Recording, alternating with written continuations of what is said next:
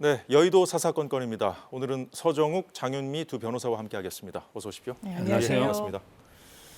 예, 법률가 두 분 나오셨는데 한동훈 국민의힘 비대위원장이 민주당에 던진 불체포 특권 포기, 재판 중인 국회의원이 금고형 이상의 형을 확정받을 경우 재판 기간 지급된 세비를 전액 반납하자는 이 두 가지 정치 개혁을 위한 제안 어떻게 보시는지 좀 여쭤보겠습니다. 서정욱 변호사부터 말씀해 보시죠. 먼저 이제 그 불체포 특권 포기는요. 일부에서는 이제 그 헌법이 부여한 고유한 권리인데 이걸 이제 왜 포기하느냐 이런 데 분도 있죠. 옛날 김웅 의원처럼. 근데 그 헌법이 부여했던 뭐 법률이 부여했던 하나님이 부여했던 천부인권이라 천부인권 모든 게 특권은 포기할 수 있는 거예요. 권리는. 예를 들어 이제 옛날에 이재명 대표도 내처럼 이게 깨끗한 사람은 불체포 특권 필요 없다. 몇 번 이게 포기한다고 했죠. 다만 이제 실천을 안 한 거잖아요. 따라서 저는 이 부분은 이제 이재명 대표 공약에도 있기 때문에 다툼이 없다고 저는 봅니다. 그다음에 두 번째 이제 그 세비 반납인데요. 요거는 이제 두 가지 경우로 나누어서 구속이 됐다. 이런 경우는 당연히 반납해야 되는 거 아닙니까? 공무원도 구속되면 80%까지 감액합니다. 근데 지금 국회의원은 윤관석 돈 봉투로 구속돼 있죠. 세비 1,400 다 받아갑니다. 국회의원들만 이게 받아갑니다. 공무원들은 감액해요. 따라서 구속된 경우에 저는 무노동 무임금 아닙니까? 그래서 이제 이건 너무 당연한 거고요. 예. 그다음에 구속이 안 됐더라도 예를 들어 이제 선거법 같은 거 보세요. 원래 이제 돈을 뿌리가 국회의원이 됐다. 근데 재판을 하는데 한 3, 4년 걸립니다. 근데 원래는 이게 국회의원이 돼서는 안 될 자죠. 예. 결격자잖아요. 그런데 3, 4년 계속 이 재판을 끌면서 다 받아간다. 이게 공정합니까? 저는 금고 이상이 확정되면 소급해서 반납하는 게 맞다 봐요. 장윤미 변호사는 어떤 의견이신지요? 일단 불체포 특권은 서구 유럽 등에서 이렇게 헌법이나 법률에 특권이라고 이야기하지만 권리로서 명시한 역사적인 맥락이 있습니다. 이른바 정적 제거용으로 수사를 악용했던 역사적인 전례들이 있기 때문에 예. 헌법상 그렇다면 그 회기 중에는 최소한 체포되지 않도록 이 권한을 부여하는 것이 맞지 않겠느냐라는 의미가 있었고 이게 헌법 개정 사안입니다. 개인 의원들이 포기한다라고 해서 포기되는 사안인지에 대한 합의가 필요하다. 물론 개인이 포기하겠다고 하면 그리고 의견이 맞춰진다면 전 충분히 논의할 수는 있다라고 생각합니다. 예. 지금 세비 반납은 그렇습니다. 추후에 유죄가 확정되면은 그 기간 동안의 세비를 다 이게 소급해서 반납하라는 거 아니겠습니까? 기본적으로 우리 형사 체계는 무죄 추정의 원칙입니다. 그렇기 때문에 피고인 지위에 있을 때 무죄를 다툴 수가 있는 거죠. 그런데 이 법이 정말로 시행이 된다면요. 무죄를 다툴 수 있는 현직 의원은 여야 막론하고 아마 없을 겁니다. 왜냐하면 무죄를 다툰다는 건 기본적으로 증거불동의에서 굉장히 많은 증인들이 소송법상 나오도록 그냥 규정이 돼 있습니다. 그렇다면 기한이 뭐 의도적으로 연기한다 이런 프레임을 많이들 제기를 하지만 기본적으로 길어질 수밖에 없는 구조입니다. 그런데 소급해서 세비를 뱉어낸다? 저는 이 부분은 무죄 추정의 원칙 그리고 헌법상 기본 사안에 좀 역행하는 측면이 있어서 사실상 한동훈 비대위원장이 이재명 대표를 겨냥한 법안을 내신 걸 텐데 이미 이탄 의원이 유사한 법안을 낸 게 있습니다. 예, 그 법안 얘기도 좀 이따 해볼게요. 예, 그 자리에서 예. 논의하면 될 것이라고 생각합니다. 예, 잘 들었습니다. 이렇게 한동훈 위원장이 특권 포기 관련 화두를 재차 던지면서 그 이재명 대표를 겨냥하자 홍익표 원내대표는 한 위원장을 향해 대통령으로부터 자유로운지부터 말하라고 받아쳤습니다. 잠시 듣고 이어가겠습니다. 과거의 민주당이었다면 제가 불체포 특권의 포기, 금고형 이상의 재판 확정 시 세비 반납 같은 구체적이고 실질적인 정치개혁을 실천하겠다고 먼저 제시했을 때 지금처럼 피하고 억지 쓰고 반대하지 않고 오히려 우리보다 더 개혁적이고 더 과감한 정치개혁안 특권 포기안을 내놓으며 우리와 경쟁했을 겁니다. 지금은 어떤 개혁안이 나오든 간에 이재명 대표와 어떤 식으로든 연결되거나 연상되기만 해도 무조건 반대하는 것이 지금의 민주당 같습니다. 대통령하고 할 말하고 여당이 그 대통령이 잘못하고 있는 것에 대해서 그런 것을 바로잡을 수 있는 의지가 있어야 되는데 그런 의지가 하나도 없이 그저 그냥 그 뭐 야당한테만 얘기하는데 저는 먼저 이태원 특별법 통과시키고 쌍특검법 통과하겠다. 대통령실이 이건 잘못했다라고 얘기하면 저희들은 어떠한 것든 협의할 생각이 있습니다. 저는 몇 가지만 요구합니다. 첫째, 대통령과 결이 다른 얘기를 할 수 있는 의지가 있는지 한동훈 위원장이. 두 번째, 아까 얘기한 그런 불체포 특권을 포함한 우리 사회의 정치 사회 개혁을 하고자 하는 확실한 의지가 있는지, 그때 대통령 눈치 안 볼 건지, 이것만 가져오면 뭐든지 할 만큼의 문이 열려 있습니다. 네, 서정 변호사님, 두 분 얘기 들어보면은 뭐 각자 벽만 보고 얘기하는 것 같아요. 아니 네. 한동훈 위원장이 이제 그 화두를 던지면 거기에 포커스를 맞춰서 거기에 집중 논의를 해야지. 꼭 보면 이게 동문서답 아무 관계 없는 기성정 김건희 이런 이제 그 문제 제기하는 게 저는 문제고요. 그다음에 그 비유를 하더라도요. 또 이제 뭐라 했냐면 검사가 무죄를 받으면 이게 그러면 월급을 깎아야 되느냐? 그게 비교할 겁니까? 검사가 검거 이상이 처벌됐을 때 퇴직금이나 불이익을 줄 거냐? 이거하고 비교해야 되잖아요. 그렇죠. 어떻게 무죄 받았다 해서 월급 깎느냐? 정말 이런 비유, 억지 단순히 비유. 비유할 건 아니죠. 그러니까요. 어떻게 민주당의 원내대표라는 분이 이렇게 부적절한 저는 억지 비유를 드는지 납득이 안 되는, 항상 그좀 논의의 초점을 좁혀서 진지하게 논의해라 이렇게 촉구합니다. 홍익표 원내대표 발언 어떻게 들으셨습니까? 일단 논의에는 함께 할 수 있다라는 거 아니겠습니까? 이른바 세비 반납, 뭐 불체포 특권 함께 논의하자. 그런데 여야 협상이란 건 기본적으로 주고 받는 것입니다. 지금 세비 반납을 하는 그런 안을 관철시키기 위해서라도 법률이 개정돼야 돼요. 이탄 의원이 한 것도 제정안입니다. 새로 예. 법률이 만들어지거나요. 그렇다면 그걸 논의 테이블에 올리자. 그러면 민주당에서도 관철시키고자 하는 의제들이 있다. 그것이 이른바 이태원 특별법입니다. 그런데 한동훈 비대위원장 뭐라고 얘기했습니까? 국론 분열시킬 거라고 했습니다. 이태원 특별법은 국론을 분열시키는 법이라고 생각하지 않습니다. 돌아가신 분들, 유족분들이 원하시는 방향이 담겨 있기 때문에 그렇습니다. 돌아가신 분들 기리고 추모하고, 그리고 국민들이 왜 많은 사람들이 처벌받지 않지? 그리고 더 윗선은 왜 법적으로 면책이 되는 것이지? 물음표를 갖고 계시거든요. 좀 더 들여다보자는 겁니다. 어떻게 국론을 분열시킨다고 이야기합니까? 본인들이 원하지 않는 이슈에는 선택적으로 함구하면서 원하는 것만 민주당으로부터 받으라고 이야기하는 건 상당히 어떻게 보면 여야 협의를 하겠다는 기본 자세조차 되지 않았다. 이렇게 평가할 수 있어 보이고요. 뭐 다른 사안으로 그렇습니다. 받아친 건 아니고 순서가 다르다는 거예요? 같이 우선순위가? 논의 테이블에 올릴 수 있다라는 취지의 발언을 한 것으로 이해됩니다. 그렇습니다. 이탄희 의원이 발의한 법안 두 번이나 말씀하셨는데 네. 이거는 뭐 지난해 발의가 됐죠. 그렇습니다. 국회의원이 구속만 네. 돼도 세비를 바로 반납하게 하자 이런 얘기가 이미 정치권에서 네. 나왔는데 이건 왜 논의가 없었을까요? 그렇습니다. 이게 지난해 6월에 발의가 된 거고요. 국회의원이라고 해서 너무 과도하게 특혜를 받아도 안 되겠지만 과도하게 법의 예외가 돼서도 안 됩니다. 그렇다면 다른 직역의 공무원들이 어떻게 형사처벌을 받게 되는 과정 중에 페널티를 받느냐. 그랬더니 구속을 하나의 기점으로 보고 있더라는 거예요. 구속 기소가 된 경우에는 이미 영장이 발부된 상황이니까 범죄의 소명이 어느 정도는 됐다라는 의미거든요. 그래서 다른 공무원들도 그런 정도에까지 이르게 되면은 뭐 퇴직금이나 급여나 페널티를 준다라는 겁니다. 그렇다면 그걸 하나의 차관으로 해서 국회의원들도 뭔가 세비를 받는 것을 나중에서 소급해서 뱉어내라고 하면 그게 얼마나 현실성이 있겠습니까? 그러니까 구속되는 그 시점부터 세비 지급 자체를 정지시키자라는 겁니다. 이미 제출됐던 안에 대해서는 전혀 논의하지 않고, 그리고 충분히 논의할 수 있음에도 불구하고 특정인을 겨냥한, 사실 야당 대표를 겨냥한 법안을 내는 게 기본적으로 무책임하다는 생각이 듭니다. 그런데 민주당은 왜 이탄희 의원이 발의한 법안을 충분히 논의하지 않았을까요, 그동안? 이게 아마 내부에서 더 숙의되지 못했던 과정이 있는 것 같고요. 법사위에 계류 중인지 그 부분은 한번 봐야 되겠지만 예. 이게 또 정치권의 하나의 현안으로 올라온 만큼 여야 공히 함께 논의할 사안이라고 생각됩니다. 예, 장 변호사께서는 불체포 특권의 특수성에 대해서 얘기를 했고 또 뭐 이탄희 의원이 발의한 법안 얘기도 했습니다만 아까 말씀하신 대로 이재명 대표가 교섭단체 대표연설 등에서 이미 불체포 특권을 포기하겠다 약속한 사안 아니겠습니까? 그렇게 안 했으면은 장 변호사 얘기가 좀 어느 정도 또 소구력이 있을 수 있겠는데 어떻게 보시는지요? 불체포 특권은 이제 뭐 이미 거의 합의된 것 같아요. 이재명 대표가 이제 수차례 공약했기 때문에 뭐 한동훈 위원장이 하자 하니까 이거야말로 이제 못할 이유가 전혀 없는 거 아닙니까? 그다음에 그 세비 반납도요. 예. 검거 이상형이 어떤 경우에 나옵니까? 거의 검거 이상 받기 일반인들 어렵습니다. 대표적으로 이제 뭐 뇌물을 받거나 아니면 이제 돈 봉투를 받거나 뿌릴 때, 또는 이제 선거법에서도 중대한 위법이 있을 때 예. 이래야 이게 징역 근고 노는데 그런 점을 안 하면 되잖아요. 이걸 왜 반대합니까? 안 하면 되잖아요. 검거 이상 형을 받는 우리 국민이 몇 명 됩니까? 물론 저도 이제 뭐 국회의원 중에 옛날 같으면 민주운동 하다가 금고이상 받을 때도 있겠죠.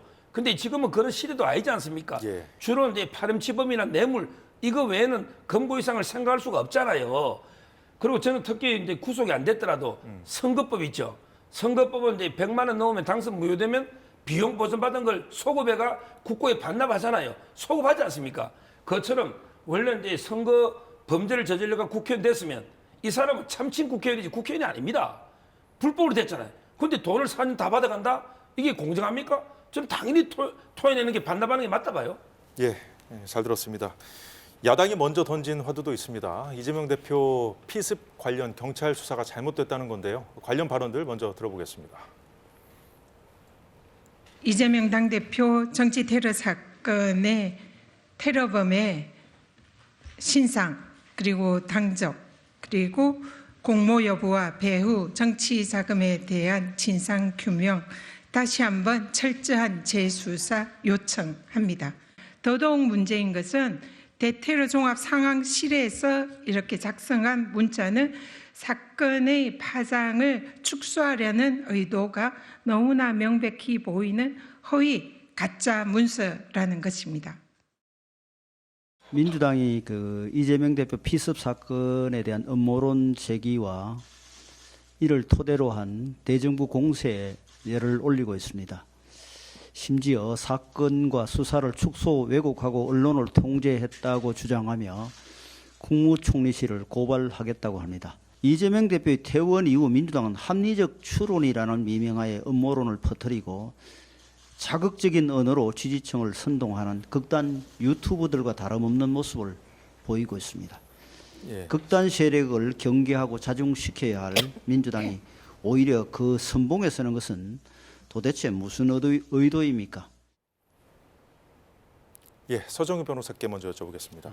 마지막에 윤재욱 원내대표가 민주당이 이러는 의도가 대체 뭐냐고 물었는데 어떻게 보시는지요? 아마 이제 그 헬기 그 직권남용에 가까운 헬기 특혜, 그다음에 서울대 병원 이송 이런 데 대해서 이제 국민 여론이 아주 악화되니까 좀 이게 관심을 딴 데로 한번 돌려보자 이런 이제 의도가 아닌가 저는 그렇게 보고 있고요. 그다음에 지금 그분의 신상이나 당적은요 뉴욕 타임즈에서도 이미 다 공개됐습니다. 이게 은폐되는 게 아니에요. 뉴욕 타임즈도 공개됐지 않습니까? 법상 할 수 없다는 거죠, 경찰 입장은. 예, 그 위원회에서 결정한 거죠. 그게 뭐 은폐 수사와 관계 없고요. 그다음에 공모 여부는 아마 두 분을 조사한 걸로 잘 아는데 하나는 차량으로 태워준 사람. 근데 이거는 우연히 처음 만나 태워줬다는 거 아닙니까? 그다음에 그 변명문인가? 이건 내 잡혀명에 붙여달라. 변명문 있잖아요. 그분 그것만 가지고 이게 공모했다고 볼 수 있는 겁니까? 따라서는 경찰이 왜 이걸 은폐하고 축소하겠습니까? 그럴 이유가 전혀 없잖아요. 어차피 살인 미수로 법정 최고형으로 처벌될 텐데 굳이 경찰이나 정부에서 은폐 축소할 하등의 이유가 없고 제가 봐도 상식적으로 공모나 배우가 전혀 안 보이는데 무조건 이걸 캐라. 그러면 이게 좀 근거 좀 단서라도 제공하고 의혹을 제기해야 되는데 무조건 이게 배우 공모가 없느냐 이런 식으로 하는 거는 정말 책임 있는 정당이 오히려 이제 음모론을 우리 그 일부 유튜브에서 뭐 젓가락 피서 또는 자작극 여기에 준하는 거의 가짜뉴스 선동이다 이래 보입니다. 그럼 이렇게 나오는 것이 또 다른 논란을 또 불을 지피거나 또 확대시킬 수도 있다고 보십니까? 그렇죠. 아무런 이제 근거도 없이 지금 이제 특히 여기 자막에는 없지만 예. 정청래 최고위원 있잖아요. 이분은 이제 뭐냐면 그 피습범이 아주 이제 잘 뭐 훈련받은 이런 이제 전문가처럼 이렇게 말했지 않습니까? 근데 이거 우리가 다 피습 현장을 목격하고 다 했지 않습니까? 그분이 잘 훈련받은 그런 이제 테러범죄는 그건 아니잖아요. 그리고 이제 물청소 있잖아요. 그걸 그냥 없앴습니까? 다 동영상을 찍어놓고 촬영해놓고 그러면 이제 그 뭐 피난 걸 재판 끝날 때까지 피난 걸 그대로 보존해야 됩니까? 그 피난 현장이 있으면 뭐 달라집니까? 그게 살인 미수하고 무슨 관계 있습니까? 아무 관계 없는 걸 음모론을 제기하는 이게 민주당의 수석 최고위원 아닙니까? 예, 이 대표 피습 사건 수사에 대한 네. 민주당의 그 문제 제기 적절하다고 보십니까? 일단 그런 것 같습니다. 이건 정치 테러라는 데 대해서는 국민의힘 분들도 뭐 이론의 여지가 없을 겁니다. 누구라도 이런 정치 테러의 대상이 될 수 있으면 수사에 최소한의 미진함도 없어야 된다라는 게 주요 포인트라는 생각이 들고요. 예. 이를테면 문제 삼는 게 여러 갈래로 있는 것 같은데 이 피습 당시에 입고 있었던 셔츠 같은 경우에는요. 어쨌든 흉기로 피습 당할 당시에 충격을 완화시켜 줬기 때문에 어떻게 보면은 또 증거로서의 기능할 수도 있습니다. 민주당이 폐기물 업체에서 뭐 수거해 왔다라는 것이죠. 아까 물청소 이야기하시고 다 체증으로 남겨놨다고 하시는데 현장에 40분 만에 물청소로 현장이 보존되지 않은 측면도 아쉽다고 말 못할 수는 없다고 생각이 듭니다. 그리고 당적을 노출하는 부분들 이런 부분은 사실상 정당법상 허용되지 않지만 그러면 여야 왜 공이 계속 압수수색을 단행했는지 좀 물음표가 쳐지는 부분이 있습니다. 이건 민주당을 위해서도 아닙니다. 민주당의 이재명 대표를 위해서도 아니고요. 어느 정치인도 이런 피습의 대상이 돼선 안 되고 만약에 이런 불상사가 나타난다면 어떻게든 재발 방지를 위해서 수사에 미진함이 없어서여야 되기 때문입니다. 그런데 처음에 좀 아쉬운 것은 무언가 총리실 산하 기구에서 이거는 자상이 아니라 열상이다. 열상을 그냥 찢어진 그리고 경상이라고 표현한 부분들 정확하게 팩트를 객관적 사실을 전달했다고 보여지진 않는 부분이 있습니다.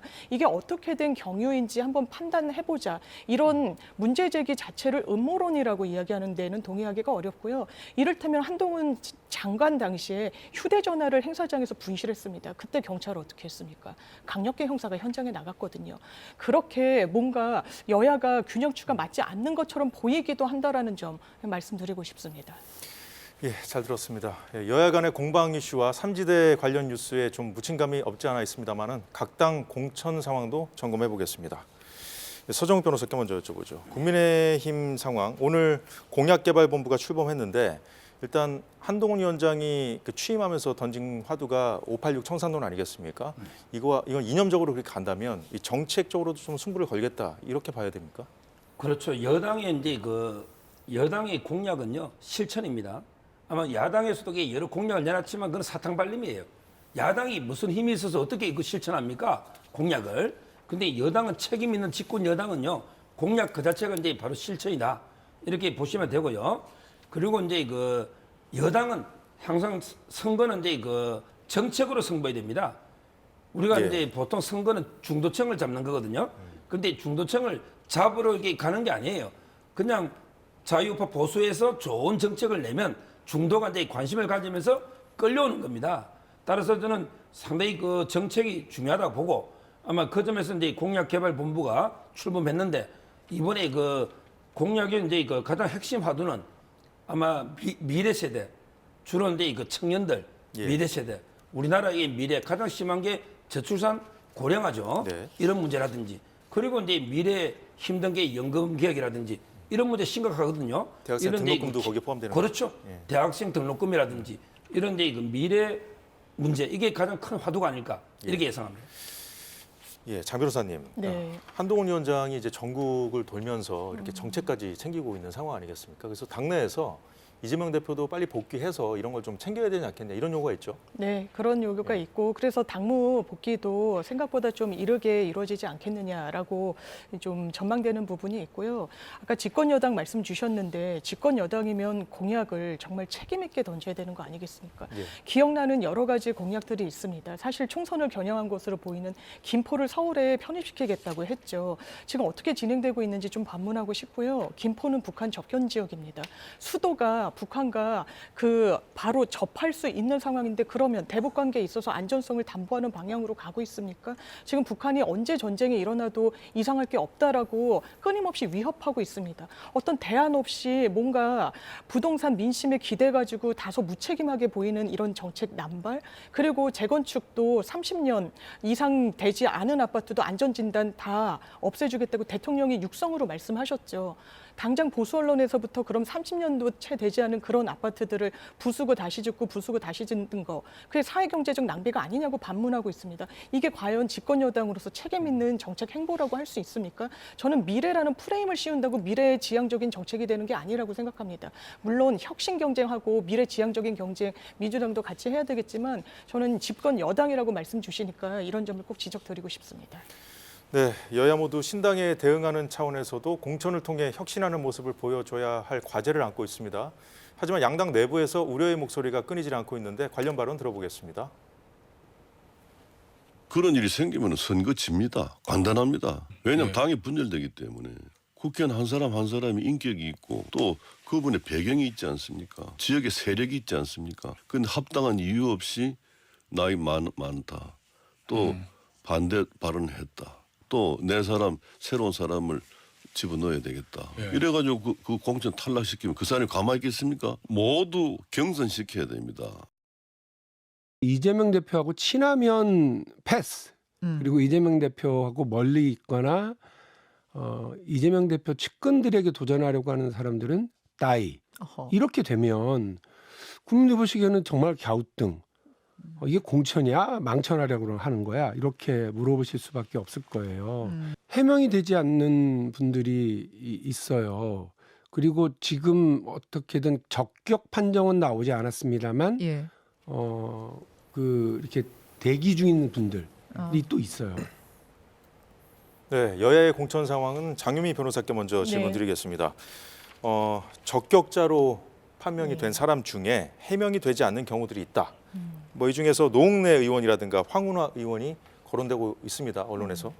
박용진 의원의 발언 어떻게 들으셨습니까? 이게 박용진 의원의 이야기는 새겨들을 부분이 있습니다. 뭐 국민의힘에서 친윤이라고 해서 그게 프리패스 공천의 하나의 그 프리패스가 되면 안 되는 것처럼 민주당은 친명이라고 해서 공천에 우선권을 갖거나 더 우위에 있으면 안 되는 거 아니겠습니까? 다만 지금 공천 과정 중에 굉장히 초입입니다. 지금 노웅래 의원, 황운하 의원 같은 경우에 이게 적격 심사를 받았다고 해서 공천을 받는다는 의미가 아닙니다. 지금 검증위 단계거든요. 공천관리위원회의 어떤 단계를 앞두고 예. 이걸 정말 선수를 뛸 수 있게 하느냐 안 하느냐, 그리고 범죄 경력과 관련해서도요, 단순히 그 경중을 가리지 않고 무한으로 확장해서 아예 공천에 나가지도 못한다, 피선거권을 박탈하는 건 민주주의가 아닙니다. 그래서 민주당은 특별당규로서 범죄 경력이 있다라면 시한을 각 범죄별로 정하고 예. 그리고 이게 몇 회인지 여부를 따지게 돼 있습니다. 지금 노웅래 황운하 의원 같은 경우에는 지금 재판이 진행 중이죠. 그렇다면 이 기준에 무죄 추정 원칙에 따라서 형이 확정되거나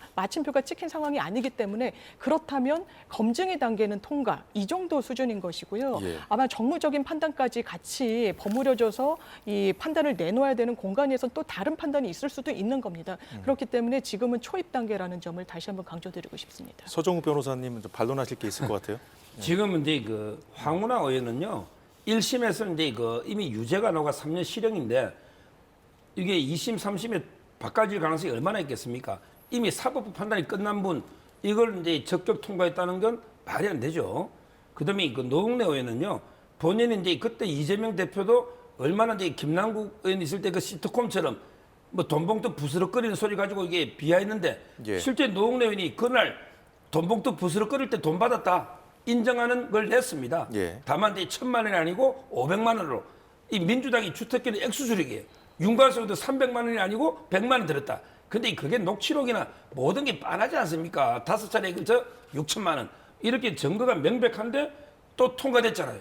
이러려면 이게 적격 심사를 왜 합니까? 잘 하지 말지. 근데 결국 적격 심사에서 걸러낸 사람은요, 최성 일산시장 고향, 그다음에 김윤식 시흥시장, 그다음에 이창호 동작구청장, 이런 분들이 뭐 전과가 있습니까? 뭐 재판 받습니까? 수사를 받습니까? 공정하지 않다는 거죠. 그냥 민주당 실세하고 같은 지역구라는 이유로 당정 해배를 소홀했다. 이런 분들 적격해서 걸러냈습니다. 황운하 노웅래 통과되고 이 세 분이 컷오프되는 게 이게 민주적입니까? 공정합니까? 이 문제를 저는 제기하는 거예요.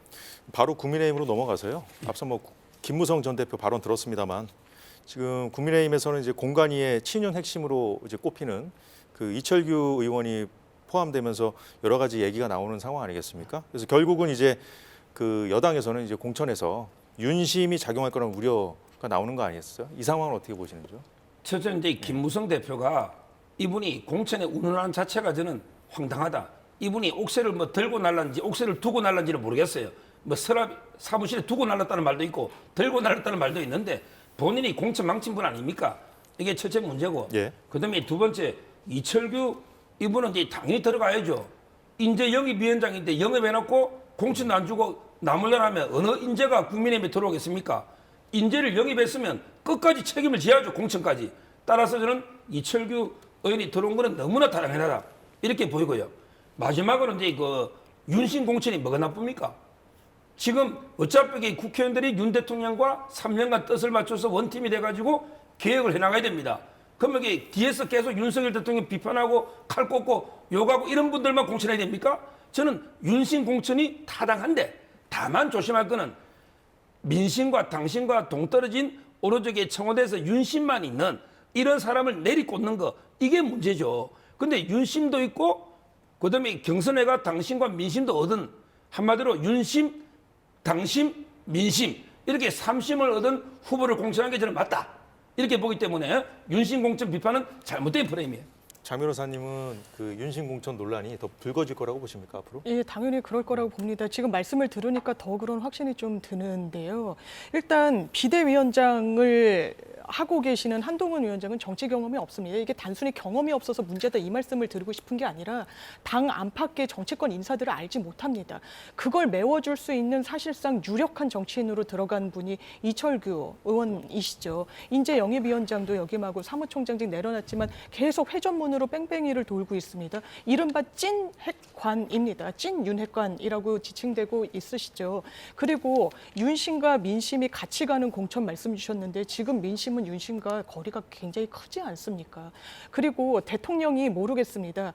집권 초반이고 굉장히 국민들의 응원이나 지지세가 강하다면 그 국정 철학을 뒷받침해주기 위한 의원들의 입성이 상당히 필요하겠지만 지금 국민의힘에 필요한 건 대통령과 정확한 대립각을 보여주는 겁니다. 국민들이 그렇게 보고 계시니까요. 그런데 한동훈 비대위원장 그렇게 하고 있습니까? 이를테면 선택적으로 이야기하고 선별적으로 본인이 원하는 것만 이야기하면서 정작 대통령께 쓴소리에 대한 기자들의 질문을 받으면 이야기하지 않았냐. 내 입장은 뭐 지금 밝힐 자리는 아니다. 아주 교묘하게 회피하고 있다라고 보여지는 부분이 있습니다. 그렇다면 대통령의 그림자 안에서 정치권의 연결고리도 이철규라는 한 찐핵관, 찐윤핵관 의원을 가교 역할로 공천을 하는데 그게 잡음이 없을 거다. 그리고 윤심이 관철되는 과정이 아닐 거다. 그 말을 믿는 사람은 없을 것 같습니다. 예, 양당의 공천 잡음이 커지면 커질수록 결국 이 당을 나간 사람들의 어떤 세분리기, 이 새 분리는데 도움이 될 거란 관측이 나오고 있는데 이 삼지대와 연결되는 그런 이슈거든요. 어떻게 보시는지요? 예, 그 말은 이제 전적으로 동의합니다. 공천 과정이 이제 그 대공지정, 지극히 공정하고 발라야만 이탈하는 명분이 안 생기고 그래야 이게 그 막을 수 있지. 만약에 공천 과정이 특히 텃밭 있잖아요.